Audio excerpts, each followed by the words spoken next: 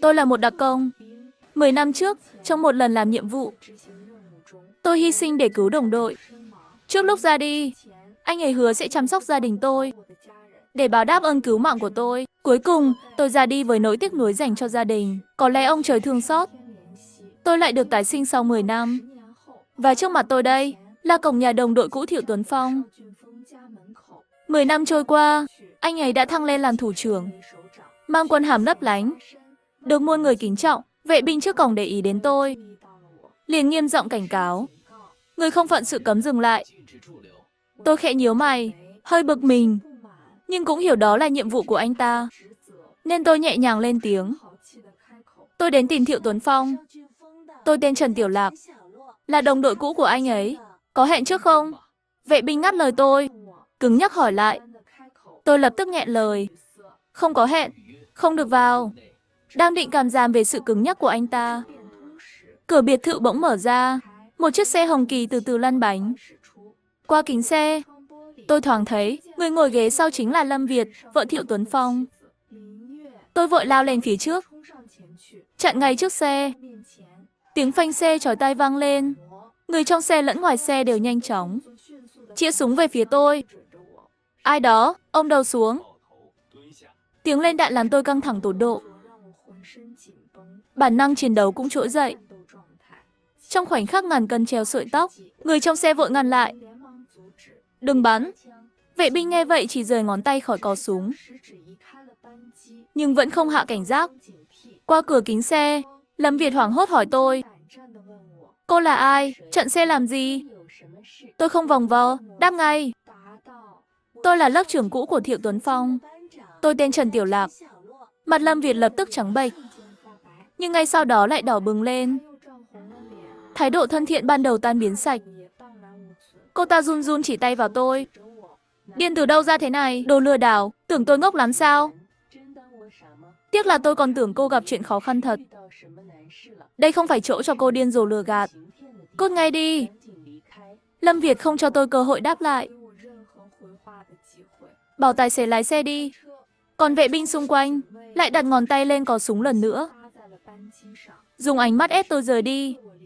Tôi bất đắc dĩ đành rời đi trước. Tiếng động vừa rồi thu hút không ít người xem. Thấy tôi, họ thi nhau trêu chọc.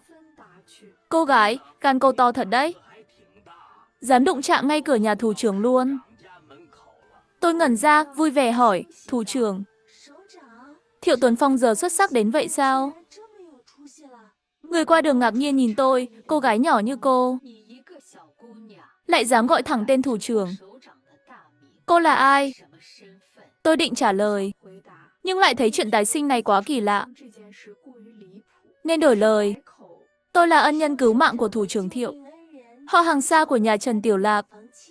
Lần này đến thăm anh ấy. Người qua đường ngẩn ngơ, xì xào bàn tán. Trần Tiểu Lạc, chưa nghe thủ trưởng nhắc đến người này bao giờ. Chẳng lẽ đúng là đồ điên thật? Ánh mắt mọi người nhìn tôi đầy kỳ lạ, rồi lần lượt tản đi. Tôi đứng tại chỗ, nhất thời hơi sững sờ. Tôi hiểu danh vọng và địa vị có thể thay đổi con người, nhưng tôi cũng không phải người không biết đúng sai. Khi làm nhiệm vụ, lời trăng trối duy nhất trước khi hy sinh chính là nhờ anh ấy nhất định chăm sóc chồng và hai con tôi. Chỉ cần gia đình tôi bình an là được. Nghĩ vậy, nỗi nhớ gia đình như sóng dữ trào dâng trong lòng. Dựa vào ký ức, tôi bước về hướng nhà mình. Nhưng khi đến gần nhà, từ xa tôi thấy đám đông vây thành vòng. Càng đến gần, càng nghe rõ tiếng hét và tiếng khóc bất lực của trẻ con. Tôi lập tức nhận ra chuyện gì đang xảy ra. Thật sự quá sốc. Không ngờ giữa ban ngày ban mặt thời này lại có chuyện như vậy xảy ra, mà còn ngay trước cửa nhà tôi. Tôi chen qua đám đông lao vào trong. Bên trong là mấy tên côn đồ săn trổ đầy tay. Còn trên mặt đất quỳ là hai đứa trẻ đầy máu me, áo quần rách rưới. Thằng bé bị đè xuống quỳ. Hai tên côn đồ khác giữ chặt tay con bé. Tên cầm đầu mặt sẹo cười nham nhở, đưa đôi tay bẩn thỉu ra. Gân xanh nổi đầy mặt thằng bé, nhưng đầu bị ép sát đất. Nó chẳng thể phản kháng. gào lên trong phẫn nộ. Con bé run rẩy sợ hãi. Cậu cứ nhìn người xung quanh. Nhưng ánh mắt nó chạm đến đâu, mọi người ở đó đều lùi lại. Nó tuyệt vọng nhắm mắt. Tao không tha cho tụi mày. Nhìn cảnh này, tôi siết chặt nắm tay, nghiến răng ken két. Tôi hét lớn đầy giận dữ. Mấy tên côn đồ sắp giật mình vì tiếng hét của tôi. Cả bọn quay đầu nhìn sang. Đứa ngu nào dám phá hỏng chuyện của tao? Thấy tôi, mấy tên đó thả lỏng cảnh giác. Tên nham nhở lại cười đều. Hôm nay là ngày gì tốt vậy? Lại có thêm một món ngon nữa à? Sao giống siêu thị khuyến mãi thế? Mua một tặng một hả? Mấy tên nhìn nhau, hiểu ngay ý tên đầu sỏ. Thả tay, tiến về phía tôi. Tên mặt sẹo cười nhăn nhở. Cũng được, nếu cô đã sốt ruột thế, thì để tao cho cô nếm thử uy phong của tao trước. Bên kia, tên côn đồ vừa buông tay. Thằng bé lập tức bật dậy từ mặt đất, che chắn cho con bé phía sau. Nó nghiến răng, mặt đầy đau đớn.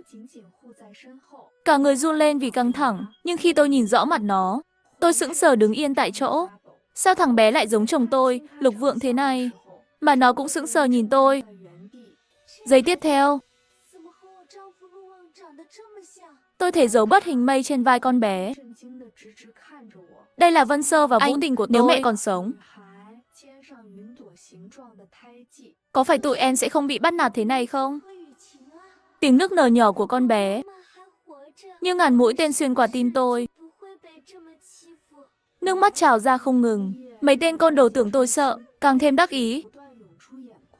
Tên mặt sẹo từ từ tiến lại gần, đưa bàn tay béo múp nhấp nháp ra, muốn chạm vào mặt tôi. Mấy tên khác vòng ra sau lưng tôi, định giữ vai tôi lại. Vũ Tình gào lên trong tuyệt vọng. Người xung quanh lắc đầu, nhìn tôi đầy tiếc nuối. Hồi tôi ở đặc công, Tây không hạ 8 gã to con. Tụi bay còn đang bú sữa mẹ đấy. Giây tiếp theo, tôi nhanh tay nắm lấy bàn tay bẩn thỉu trước mặt, xoay mạnh, tiếng rồi một tiếng hét thảm thiết vang tận trời. Mấy tên sau lưng đạp bay, ôm bụng ngã lăn ra đất, rên rỉ không ngừng. Con nhỏ thối tha, dám đánh tao à? Mày biết anh lớn tao là cháu ai không? Tôi đứng thẳng, khinh khỉnh nhìn xuống. Tao quan tâm tụi mày là cháu ai? Cháu của ai cũng thế thôi. Tao quan tâm tụi mày là cháu ai? Cháu của ai cũng thế thôi. Hôm nay dù thủ trưởng có đến, tao cũng đánh chẳng nương tay. Cố Vân Sơ bên cạnh nhận ra tôi. Diêu em gái trốn ra sau lưng tôi. Nghe tôi nói vậy, nó khẽ kéo tay áo tôi. Mẹ, cậu mà tụi nó nhắc thật sự là thủ trưởng? Mặt tôi lập tức lạnh tanh, hỏi lại. Là Thiệu Tuấn Phong. Vân Sơ mím môi, gật đầu, còn Vũ Tình ngơ ngác nhìn anh trai. Anh vừa gọi chị ấy là gì? Tôi đưa tay vuốt má Vũ Tình, dịu dàng nói, Vũ Tình, mẹ là mẹ của con. Con bé há hốc miệng, mắt lộ vẻ không tin nổi. Mẹ của tụi con không phải. Tôi vỗ vai nó. Chuyện này hơi phức tạp. Mẹ sẽ từ từ kể cho tụi con sau. Vũ Tình hóa khóc nức nở, nắm chặt tay tôi, giọng đầy vui mừng. Mẹ, con không còn là đứa trẻ. Không, mẹ bị người ta bắt nạt nữa. Tôi trầm giọng hỏi, rốt cuộc đã xảy ra chuyện gì? Tôi hy sinh vì đất nước, chỉ mong gia đình dù không giàu sang, cũng được chăm sóc tử tế. Không ngờ giờ lại bị bắt nạt thế này. Lại còn là cháu của Thiệu Tuấn Phong. Cơn giận trong lòng bùng lên. Tôi siết chặt nắm tay, xương kêu răng rắc. Chỉ muốn ngay lập tức lao đến trước mặt Thiệu Tuấn Phong, tát cho hắn mấy cái. Vân Sơ mắt đỏ hoe kể lại đầu đuôi. Mẹ, cửa hàng của bố làm ăn tốt. Tụi nó đòi tăng tiền thuê. Bố không đồng ý. Bọn này xông vào nhà đập phá tan tành. Bố bảo vệ tấm bảng công trạng nhất đẳng của mẹ, bị tụi nó đánh gãy 10 ngón tay. Con với em ra ngoài tìm bác sĩ cho bố, lại bị tụi nó chặn đường. Tôi nhắm mắt, ra hiệu nó đừng kể nữa. Mở mắt ra, tôi bình tĩnh đến đáng sợ. nhìn đám côn đồ đau đớn lăn lộn dưới đất. Hỏi lại lần nữa, thủ trưởng tụi mày nói là Thiệu Tuấn Phong thật. Lúc này, tên mặt sẹo khó nhọc bò dậy, ôm cổ tay gãy, gằn giọng đe dọa. Chứ còn ai, mở mắt ra mà nhìn, con thủ trưởng nào khác à? Giờ mày sợ rồi hả? Muộn rồi, con nhỏ thối tha. Chờ đó đi, tao sẽ tìm, đầu lĩnh báo cáo với thủ trưởng. Đến lúc đó đừng nói mở cửa hàng. Tao khiến cả nhà mày ở Kinh Sư không ngóc đầu lên nổi. Tụi nó cố lồm cồm bò dậy đi mách lèo.